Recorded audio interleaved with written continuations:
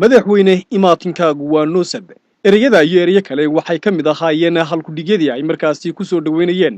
shacabka magaalada Harta Sheekh ee degmada Qabri Bayax madaxweynaha dowladda deegaanka Soomaalida madaxweyne Mustafa Maxamed Cumar oo socdaal hawleed ku gaaray magaaladaasi aroor hore ayuu madaxweynaha dowladda deegaanka Soomaalida madaxweyne Mustafa Maxamed Cumar uga ambabaxay magaalada Jigjiga dhanka iyo magaalada Harta Sheekh ee degmada Qabri Bayax isagoo markaasi sii qaaday wadada laamid ah ee isku xidha magaalada Jigjiga iyo maamulka magaalada Qabri Bayax kadibna uga leexday dhanka magaalada Harta Sheekh intii wadada si hayay madaxweynaha dowladda deegaanka Soomaalida ayaa waxa wadada si teel ah ugu soo dhaweynayay shacabka deegaanka gaar ahaan shacabka degan wadadaasi la sii marayo kadib markii uu gaaray magaalada Harta Sheekh ayaa waxa si diiran ugu soo dhaweeyay shacab weynaha magaalada Harta Sheekh sida culimooyinka odayaal dhaqameedka waxgaradka dhalinyarada aqoonyahanka hooyooyinka iyo bulshada qaybaheeda kala duwan ee magaaladaasi kadibna waxa fagaariyo uu kala kulmayay madaxweynaha dowladda deegaanka Soomaalida madaxweyne Mustafa Maxamed Cumar shacabka magaalada Harta Sheekh ugu horeyn lagu furay آيدها القرآن الكريم إلا الذين آمنوا وعملوا الصالحات وتواصوا بالحق وتواصوا بالصبر madaxweynaha dowladda deegaanka Soomaalida madaxweyne Mustafa Maxamed Cumar ayaa ugu horeyn shacabka uga mahad celiyay soo dhaweynta ballaaran ee markaasi ku qaabileen imaatinkiisa kadibna u tacsiideeyay Allahu naxariistay marxuun Cabdikariin iyo xaaskiisa oo dhawaan ku geeriyooday shil gaari ilaahayna uga baryay inuu jannadii ka waraabiyo ehladii iyo qaraabadii ay ka bixeen samir iimaan ka siiyo Cabdikariim iyo xaaskiisii ku geeriyooday shilkii gaari xumaa ee ka dhacay wadadaas Gaxbuur inaan maartay faatixada u marno oo maartay ilaahay uu naxariisto reerkan sawirka ka siiyay marka hore inaan maartay uga faa'iideysto inta qof oo muslim oo soo timid inay u ducayso dambigiisa Allah dhaafo aakhiradii maartay ilaahay uu fududeeyo ilkii wax hawaas hawaasiyo samir iyo Allah ka siiyo reerka afagaarahan oo iskugu yimaadeen dhammaan shacabka qaybihiisa kala duwan ee magaaladaasi Harta Sheekh ayaa waxa shacabku halkaasi ku soo bandhigayeen baahiyaha iyo tabashooyinka kala duwan ee markaasi ka codsanayaan xukuumadda deegaanka aad iyo aad baan faraxsanahay dareenkayo aad iyo aad u kacsan yahay ma sha Allah ilaahay baa mahadle waxaan aad iyo aad u salaamanaa mar labaad salaam ku celinaa madaxweynaha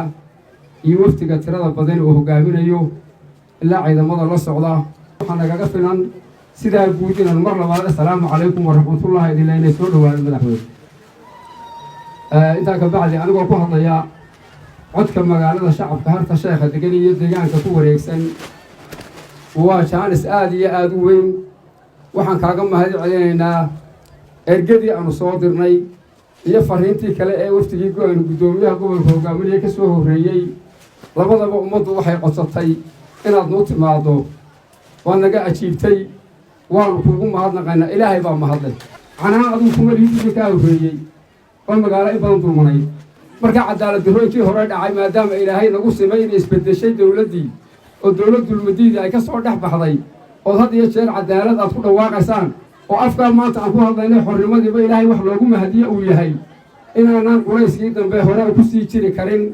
oo aanu maanta warcab oo aan ku faraxno oo sidaanu kaa idinka rajaynayno oo kaa rajaynaynaa inaad nambaqashiisa ayaanu madaxweyne kaa codsanaa wasalaamu calaykum waraxmatullahi wabarakaatu inta isbedelay dalka Itoobiya ka dhacay mar kaliya eeriyadeedani wax mucaaridan sameysay ma jirto ilaa maanta waxaanu nahay dad muxaafida ku ag taagan ku garaabaya mar kastana kula garab taagan hiiliyahooba adigana waxaan ka rabnaa madaxweyne inaad noo garowdo oo wixii aan xaq u leenahay aanu ka helno talabaad madaxweyne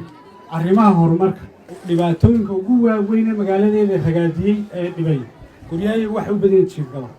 يعني marka guri uu naga gubto waan isku duminaa hawl qalon qabanaa ma jirto tabdamis malhin nagamana soo gaari karo 75 km waa Jigjiga ilaa bartan gurigaygu baabaaya marka taa waan ka codsanayna si degdeg ah talabaad kale ka codsanaa wax weeyaan madaxweyne waan arkaysaa eeriyadeedan qofka xashin gabadha xashin ku musha wax noqoto waa Jigjigoon hal gaarsiyo يعني gabadha waraaba jiro ku musha waa Jigjigoon hal gaarsiyo kaarsha ku musha waa Jigjiga hal gaarsiyo kow adeegii ambalaas loo oranayay malihin oo dawladdu waxay nasiisayna ma jirto marka waxaan rabnaa inaad hospitaal ahaan noogu ballaariso maadaama uu deegaan badan xagga naga xigo oo wada haysan oo dhibaato haysato si ay xaggan ugu soo adeeg doontaan oo Jigjiga inuu gaari kareen inaad noo ballaariso hospitaalka nagara adeeg bixiso adeega ambalaaska waxa dhacday xilliyadii hore ee xukuumadii hore xaggan ay ka arriminaysay horta waxyaalaha maxay ahayd waxa horumarkii halkan laga soo taabtay dhammaantood ma qaar dawladdu noo qabatay isku tashi baan ku samaynay dhakhtarka isku tashi baan ku abuurnay dugsiga sare isku tashi baan ku abuurnay maalin baa intii dib curashadu dhacday gudaheeda annagoo ku jirna ayaa waxaa dhacday waxaan kaga hadli jirnay xilligii dib curashada reer waxaan ku hadli jirnay waxa la noo yeedhiyo markii federaalku noo imanayaan dee xukuumadda ka soo horreyn jirtay deegaanka ka arrimisa waxaa la noo oran jiro sidaa ku dhaha sidaan ardaynahay waxa lana xafidsiiyey umaan u sheegi jirnay ciddii federaalka nooga timaada baahina umaanaan sheegan jirin miyaa laydin hajabaa maya wax kasta miyaad haysatiin haa maxay ka warrama sidii wixii la nayruun baan odhanaynay maalin baa markaa gabadh xildhibaana ayaa waxay tidhi tii dib curashadii oo dhani fadhiyaan wallaahi awalba innagaa isku tashan jirnay ree arta sheekhu dugsigeennii hoose dugsigeennii sare wuu dhacayaaye aan hagaajisano sidan awalba wuxuu qabsan jirnay aanu qabsano gabadhiiba qabaa lagu qaado maxay tidhi dadku waxa qabsadaan bay tidhi maaha maadaama ay sheegtay godoloolo xukuumaddu leedahay waa la qaaday naha ogtada qabtay inta layidhi baa qabaa lagu jajabiyey oo dib baan iyadii u barin war maxay samaysay dawladdii wax ka sheegtay oo ma dadkaa wax qabsadii baa wax ka sheega marka waxa weeyaan madaxweyne dhibaatadaasi ayaana soo ragaadisay dadka cadaalad baa deeqda iminka cadaalad baan kaa filanaynaa meeshani waa meel ballaadhan waa meel soomaali leedahay soomaalinimaanayna deeqda dee oo maanta qabiil iyo kala qoqobnaan iyo anaa ree hebela meelayna gaadhsiin mayso laakiin waxa weeyaan inaan wax qabsanno isku tiirsanno inagoo hal magaca leh ayaan meel ku gaadhaynaa marka madaxweyne waxaan leenahay dad dulman dulmigu daashaday ilmaha soo qalinjabiya wuu naga tahriibaa iminka waxaa liibiya nagaga xiiran 45 arday oo dugsiga sare ee dhagtar cabdinajiib dhammaystay ayaa saacaddaa la taagan yahay nagaga xiiran maxay haytoy meesha la yidhaahdo liibiya inta ka taladu way ka badan tahay inta maxay haytoy ku dhimatay way jirtaa inta maanta waan qaltaagaysaana waa kuwan ku hor fadhiya waxay ku xasilaana male bulshada inta leeg meelan qabadsiina male markaa madaxweyne weli waad cusub tahay haddana waxa weeyaan deegaankeennan aad xaalad badan oo cadaalad darraa ugu timid miisaaniyad lagu filan baan la soo baxnaa meelay marta ma naqaano kabitaalla nagagama sameeyo iskuuladeedu way dumayaan dhakhtarkeegu waa cidhiidhi biyo nadiifa ma haysano markaa madaxweyne ciddan sugaynaa waa xukuumaddan cadaaladda ka dhalatay iyo ilaahay xilka idinku asturo annagana khayr baan idinka rajaynaynaa madaxweyne madaxweyne waxaan mar labaad iyo mar saddexaadba leenahay hoosa lanoo eego kadib madaxweyne mustafa maxamed cumar ayaa mid isku dultaagay kana jawaabay dhammaanba cabashooyinkii iyo codsiyadii kala duwanaa ee shacabka reerta sheekha ay u soo gudbinayeen xukuumadda deegaanka shacabka xarta sheekh inuu dhibaatadiisa sheegto oo dhibaatooyinka faraha badan ay tirsanayaan ee maaragtay ay muuqda ay ka mid tahay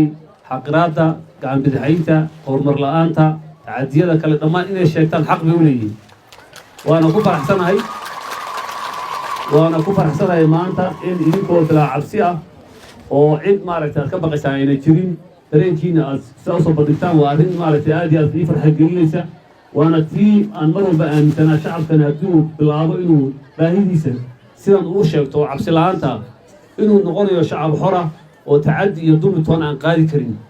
insha allahna meelaha kalena sidaas oo kale inay noqdaan baan rajaynaynaa ee xitaa hadda cabsidu kusii hadhay laakiin anagu inaad baahidiina sheegtaan oo ku faraxsannahay dhibaatooyinkan ashyaa ku faraxsannahay taa in ogaataan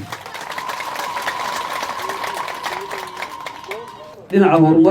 horumar la'aantu deegaanka o dhan bay haysatay runtii waxaa laga yaabaa hadda dad hadlaya baa jira oo yidhi qofkii gabadhii foolad noqota waxaa la geenayaa jigjiga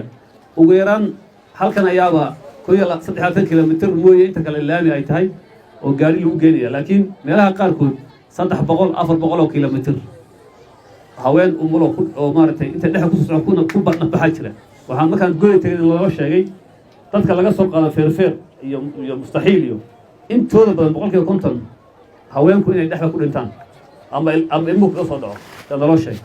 waayo jidkaas jid la mari kara maaha waa jidkii talaaniga oo dhagaxa oo karkar leh oo gaarida way xun yihiin haweenkana dadkeenu maadaama aynan diyaargarow fiican samayn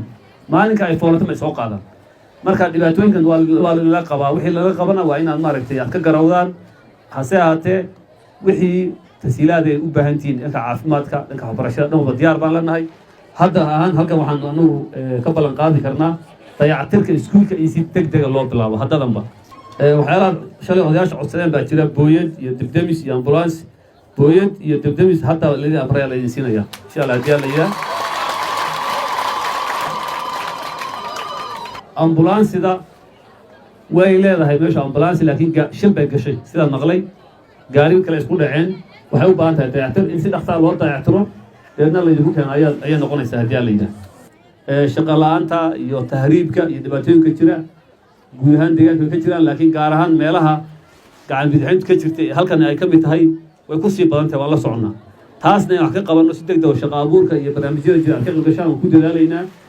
socdaalkuna sidoo kale madaxweynaha ku helinayeen qaar ka mid ah mas'uuliyiinta heer deegaan iyo heer gobol ayaa waxaa sidoo kale lagaga wada hadlayay fagaarahan sidii si buuxda shacabka iyo maamulka ay uga wada shaqayn lahaayeen arrimaha horumarka nabadgelyada iyo maamulka suuban isla markaasina loo sii xoojin lahaa wada shaqaynta heer deegaan heer gobol heer degmo ilaa iyo heer tuulo hoose ee shacabka iyo maamulka waxaa sidoo kale ka mid ahaa jawaabihii madaxweynuhu siiyey shacabka qaar si rasmi ah loogu jawaabay oo tabashooyinkii ay sheegteen isla wakhtigiiba goobtii lagu xalliyey lana xidhiidhsiiyey xafiisyada ee qusaysay iyadoo loo marayo nidaam sharciya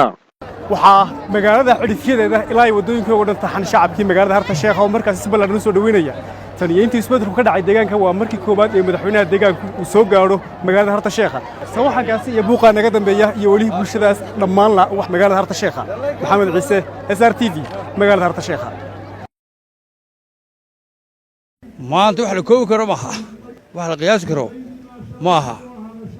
waxa weeyaan madaxweynihii u horreeyey soo taaga ee si nabada oo dadku habi yahay oon dadka la xarayn oon lalayn soo gala markaa maanta farxaddeeda lama qiyaasi karaba wallaahi maanta shucuubteeda way kacsan tahay ma soo koobi karno farxaddayada iyo shucuubtayada saaka 12 saac oo subaxnimo ayaanu nimiday weli waanu taaganahay taasaan ku faraxsannahay socdaalka madaxweynaha waxaan joognaa harta sheekha waa soo dhaweyntii madaxweynaha runtii dareenka dadku aad iyo aad buu u fiican yahay aad iyo aad buu u kacsan yahay aad iyo aad baa loogu soo dhaweeyey madaxweynaha insha allahna kolley cabashooyin badan iyo tabashooyin badan oo jiray in laga wada hadlo ayaa madaxweynaha halkan uu maanta u yimid codsigii shacab bulshada harta sheekhana uu soo ajiibay aad anu maanta waxaan ugu faraxsanahay wallaahi waxaan ku faraxsanahay maanta madaxweynihii noo yimid cabashooyinka iyagana weydiinayo waxaan u baahannahay sidaan nahay waxaan ku dhahay xaaladayada uuna weydiinay aad baan ugu faraxsanahay maanta shalay xorriyad baan kala haysanaa maanta adiga waad aragtaa in niqaamkooda sita shalay niqaam baan xidhan jiray indhaha la igu dhufani maanta adigaas waan arkaayo xorriyad baan la soo galay xorriyad baan ku soo galay waa la baadhay waan soo galay si sharaf aan maanta waxaan ku dhahay xorriyad aan macallin ayaan u arkay madaxweynaha iga sharafta lahaa marka waan ku faraxsanahay waxaan ku leeyahay kun jeer ku soo dhawow harta sheekha waan kugu hambalyeynaa guul baan leeyahay xukuumadda cusub iyo dawladda dhexdeed aad baan ugu faraxsanahay